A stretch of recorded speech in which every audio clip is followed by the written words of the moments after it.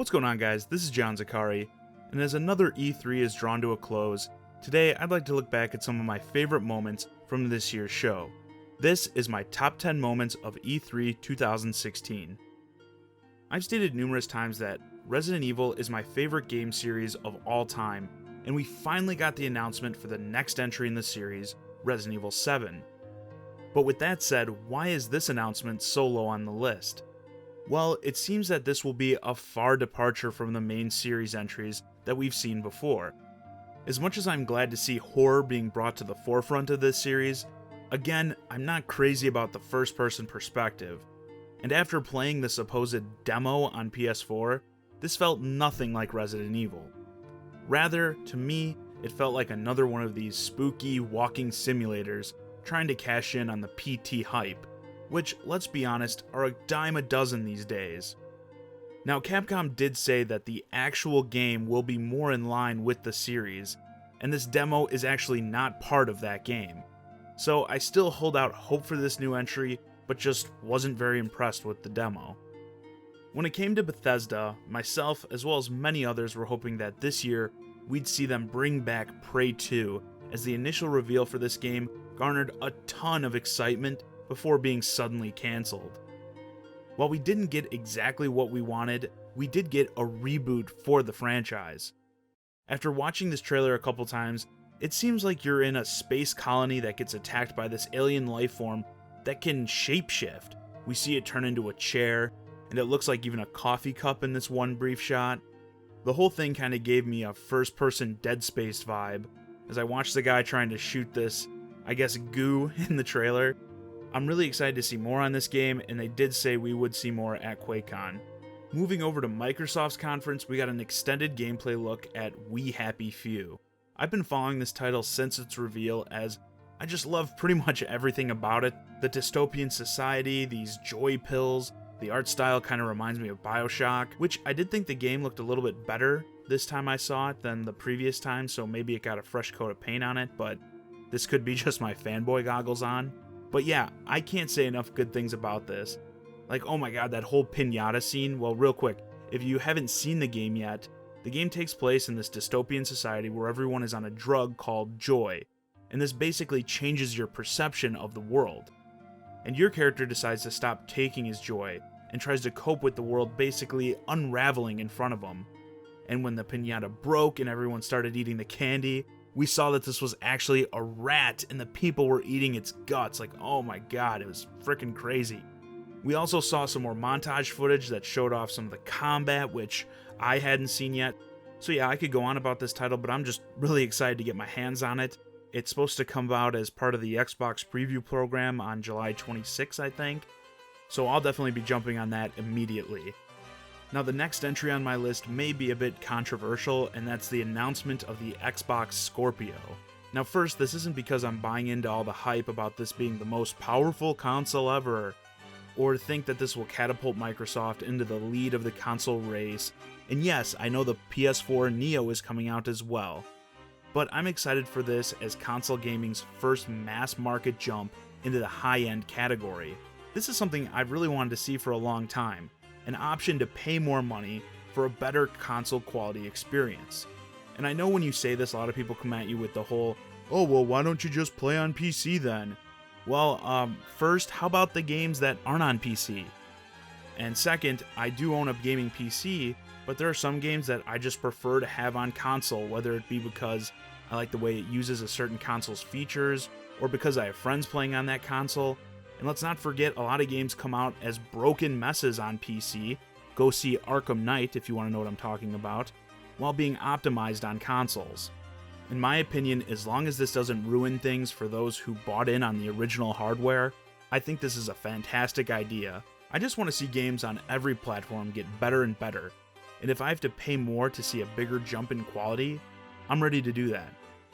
If you're like me and watch pretty much all of the E3 press conferences from start to finish, then you know things can get stale, especially when watching these things back to back.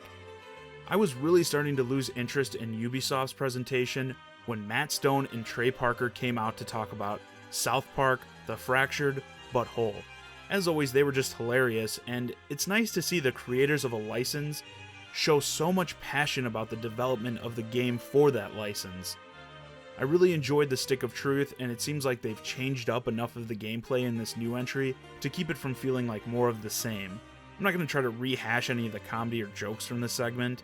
Just know that if you didn't see this segment, it is worth your time to check it out online, as I was just cracking up through the whole thing. Sony opened up their conference with what I, at first, thought was going to be Horizon Zero Dawn, because the kid we started on was dressed similar to the characters in that game, but then the camera pans and bam, Kratos is back. So I also thought that we were getting a reboot here, as they're ditching the Greek mythology theme in exchange for Norse, but apparently this is actually a sequel. It was confirmed that this is the same Kratos from the original God of War games. I found this extremely interesting, and I'd like to see what kind of callbacks we get. It seemed like they're slowing down the gameplay a bit and opening up the game's world, which I don't know how much I like. My favorite part of the original God of War was just cutting down the large groups of enemies, which may be still in this, but the encounters we did see, granted this may be the opening of the game, seemed a little bit smaller scale and more intimate, and I guess with this whole theme of bringing your kid along for the adventure, that makes more sense. Also, as another small nitpick, I really don't like, and this goes for games and movies, this whole rebooting of the titles. So this game, as far as we know, is just called God of War, and especially if it's actually a sequel and not a full reboot, why doesn't it have a different title? Why isn't it God of War 4 or, God of War Norse, or just something that isn't just God of War? I never understand that. And while this may not be as fast and frantic as the past games in the series, it was still really violent and over the top, and I'm excited to see more. Another surprise I was hoping to get at E3 was a sequel for The Last of Us, one of my favorite survival horror games of the last decade.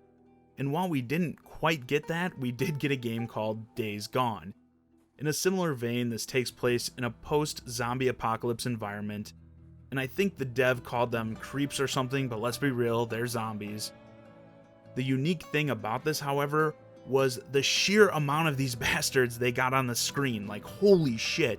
I honestly couldn't believe my eyes as I saw them bursting out of that train car, and they just kept coming and coming, piling on top of each other. I mean, Jesus Christ, even if you're not interested in this game, you gotta think that's pretty impressive. And the devs say, at least, that each one is an individual character, so there's gonna be a lot of possibilities on how things can play out with so many enemies coming after you at once. Definitely caught my attention real quick and will be on my radar going forward. Continuing with the Sony conference, yes, they killed it this year. We did end up seeing Horizon Zero Dawn once again, and somehow, it impressed me even more this time than it did last year. There's this fantastic balance of technology versus nature, as the human race appears to be sent back to the Stone Age, while these, robot animals have taken over the land. And I've gotta say, these enemy designs have to be some of the most badass I've ever seen in a video game. And they just seem like they're going to be so fun to fight. We saw what appeared to be sort of a boss fight in this new demo, and the player had to set this bot on fire and then use these traps to snare it down before finally breaking its exposed core. The whole time watching it, I just kept thinking to myself, I can't wait to do that. Just based off the sheer amount of time, the years I've waited to see this game, how could The Legend of Zelda Breath of the Wild not make it on this list and be towards the top? I don't want to talk too much about the game here, because I already did a whole video solely on this title, but I will say though, I am very pleased to see all the modern gameplay concepts that Nintendo is implementing here, like being able to loot gear and outfit Link in a unique way, and seeing all this running on the Wii U made me really anxious to see it all on what will likely be the superior NX version. And all this brings me to my favorite moment of the show.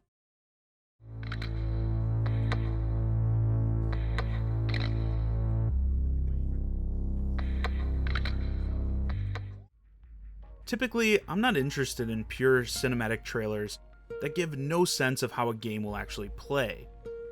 But I've already watched the Death Stranding announcement trailer a couple times.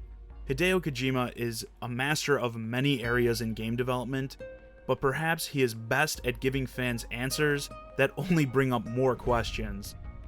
Everyone's been asking what his new game will be, and now we know it's this Death Stranding. But now I have dozens of more questions about this. It was cool to see that Norman Reedus is back in sort of a PT reunion, and obviously there's some sort of sci-fi element behind this, but there's not much else that we know for sure right now. I mean, what's with the baby? Is it his? Where's the mom? Why are they tethered together? What is with the scar on his stomach? Did the baby come out of him? I mean, what the hell, Kojima? But what put this over the top as my favorite moment of E3 was the ovation that Kojima received when stepping on stage. It was honestly kind of tear-jerking to see this scene after all the bullshit he had to put up with after departing from Konami. I still can't believe that garbage with them not letting him go to the Video Game Awards show to receive his reward for Metal Gear Solid 5. If I were him, I'd probably be pretty salty after all that, but he seemed as happy as ever. Now that it looks like he'll have a lot more creative freedom, I cannot wait to see what he cooks up. And that's it, those are my top 10 moments from E3 2016. Please let me know what your favorite moments were in the comments. If you enjoyed the video, subscribe to my channel now, and you can say you're a subscriber before it was cool. As always, I'm John Zakari, and thanks for watching.